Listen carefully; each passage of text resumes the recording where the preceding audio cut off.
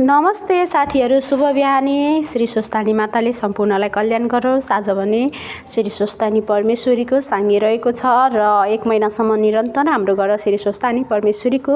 किताब पढेको थियो र आज सानो साङ्गे गरेको, धेरै ठुलो होइन, किनभने व्रत कोही पनि बसेको थिएन साथीहरू। सो बिहानै उठेर नुहाइधुवाइ गरेर हामी सबै सम्पूर्ण परिवारहरू श्री स्वस्थानीको पूजापाठमा लाग्यौँ र श्री स्वस्थानीले मेरो घर परिवार तथा मसँग साथी बन्नुभएको नबन्नुभएको साथी, मलाई चिन्नुहुने नहुने सम्पूर्णलाई श्री स्वस्थानी माताले रक्षा गरून्, कल्याण गरून्, उनीहरूलाई सुस्वस्थ राखुन् भन्दै सबैजना हामी पालो पालो ढोक्यौँ र मेरो बुवाले ढोक्नुभयो, मम्मी हुनुहुन्छ, छोरी, सबैजना मिलेर हामी घर परिवारको सानो, धेरै ठुलो त होइन, मनदेखि नै सानो भए पनि हामीले